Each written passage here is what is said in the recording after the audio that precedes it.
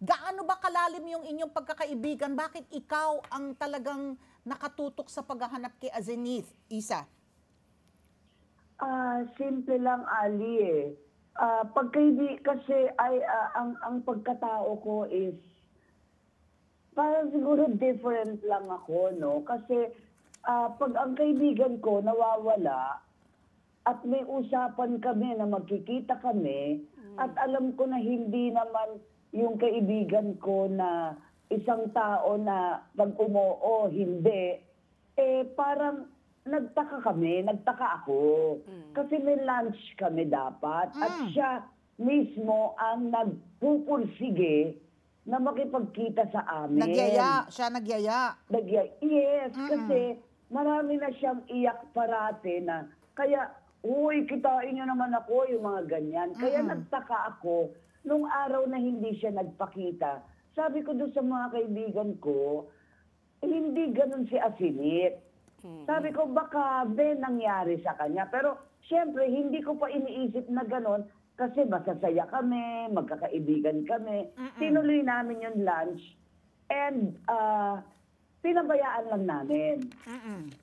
The next day, tumawag sa akin yung isang kaibigan ko, yung ka-lunch namin, at sinabi, oo nga, sabi niya, Tita Isabel, kasi we call each other tita. Oo. Sabi niya, tita ko, sabi niya, parang nagwo-worry na ako.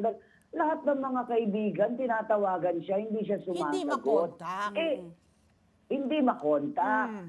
Pero nagre-ring daw ang phone, nagre-ring ang messenger, pero hindi siya sumasagot. Anong petsa yan?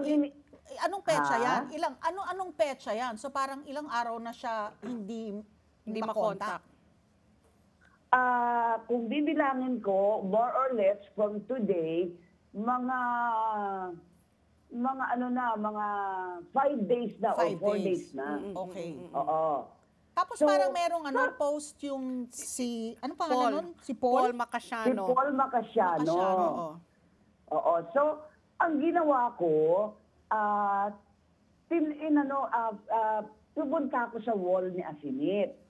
Okay. Na nakalimutan siguro gawin ng mga friends. And nakita ko yung post ni Paul. Hindi ko siya kilala at first. So, tinawagan ko, i-friend request ko, at saka tinawagan ko. He was very nice naman to accommodate me na ikinuwento nga niya na siya yung nag-supply ng bodyguard kay Azinit for the past 2 months dahil may death threat pala yung kaibigan ko. So doon nag-umpisa yung anxiety ko na, teka muna, what's happening? Oo. So tinawagan ko ngayon yung anak niya dahil kilala ko yung anak niya eh. 40 years ko siyang kaibigan like you, Ali. Yes. 40 plus years na ako sa industry. Yan ang isa siya sa mga naging kasabayan ko rin nung araw. So anong kwento? Anong nangyari daw kay Azenith? Ng mga anak. Nung Ano sabi ng anak? Sa sobrang tension ko, sabi ko sa anak, sabi ko, asan ang mami mo? Ang sagot niya sa akin, tita, okay lang si mami. Sabi ko, teka muna, what do you mean? What do you mean na okay lang siya? Nakalagay sa post, dinukot siya. So, ang sabi, hindi tita, sabi niya gano'n, she's okay. Sabi ko, no, you cannot just tell me she's okay when she was abducted. So, to make the story short, nagkaroon kami ng a little bit of dahil pinipilit din niya na maayos ang nanay niya. So sabi ko, nasan ang nanay mo? Finally, after a day ng pabalik-balik ako sa kanya, inamin niya sa akin na ipinasok niya sa rehab. Ikaw ba, Opo. according to your personal knowledge, considering close friends kayo, Is she kailangan ba suffering siya from iparehab? Yeah. Wala pong mental illness si Asinit. And I have a lot of affidavits na ginather ko from all our friends. Actually, as of now, ang dami-dami na nag-affidavit na wala silang alam na may mental illness si Asinit. Even the beauty parlor na pinupuntahan niya every week, wala silang alam na ganon. Yes, baby, sometimes she can be like me na malakas ang boses. Kasi ano siya businesswoman siya at malakas ang personality. Wala siya, she doesn't drink. Oh. Hindi siya nagda-drug. She's a 67-year-old lady. Okay. Wala siyang ginawa kundi magnegosyo, magbenta, magpautang. Sa lahat ng pagkakataon na pagkakakitaan niya, yun si Asinit Briones. Okay. May lumalabas na 4 million daw na na-withdraw ng mga anak, initial. Eto na nga, Patsy. Oo. Ganito yung nangyari. So nawala, na-find out niya na parati siya nagko-complain na na-withdrawan na naman ako, ninakawan na naman ako ng ganito. Ayoko magsabi dahil ayoko masabi. Oo. Ninakawan ako. And then, that week, she left. Pumunta siya ng Davao dahil iyak siya ng iyak. Dahil na-withdrawan siya ng 4 million na naman. At, anong tawag dito? Sa sobrang sama ng loob niya, at pinagmumura kasi siya ng mga anak eh. Ang masakit, Patsy and Ali, she's being disrespected for taon na yan. At alam namin lahat ng mga kaibigan niya na hindi na siya binabate, hindi na siya kinakausap dahil pinapipirma siya ng kung ano-ano. Pinapipirma siya ng deed of donation. Sabi niya, teka, bakit? So anyway, umalis siya at nagpahinga sa Davao ng 4 na araw to clear her mind up. Pagbalik niya, that was the abduction. So wala po siyang mental illness, kung hindi emotional hurt. Isabel, ilan bang anak ni Azenith? 4. Apat. 4 na lalaki. And they're all, ito yung mga anak niya sa nasawi niyang asawa, kay Eleuterio Yes. Reyes? Yes. Okay. And how old are they? Anong ages na From nila? 40, every year she was giving birth, so 40, 39, 38, ganyan.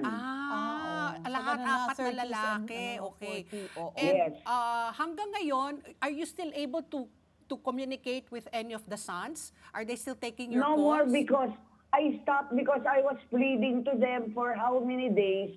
Dalhin man lang nila ako sa nanay nila Oo. or her mother to see me Oo. so that she will have hope. Oo. But they refused. Until I already realized the other night when I posted na talagang ininame ko na she was abducted to be brought to a rehab. Ayun. Kasi time is running out for our friend. Yeah. She is the friend of everybody. So, Yes, I think meron siya. before, on the day that that she was taken, she was taken to the rehab 10 center. o'clock ng gabi. Parang galing siya sa isang party and everybody at the Yes. party were saying that she was okay. I even have pictures of her that night na pinadala ng mga kaibigan niya na naka-attend ng party na she was so ang ganda, nakaalangas, nakadamit.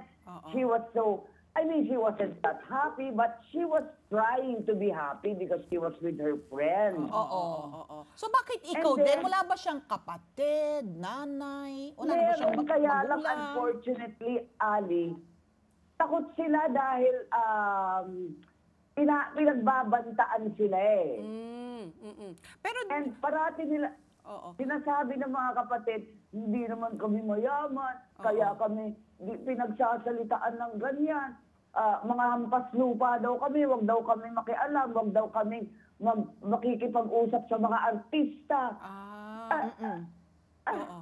Ano yun? Pero, Isabel, do you know where she is? Kasi may narinig po akong yung rehab kung saan daw siya pinasok.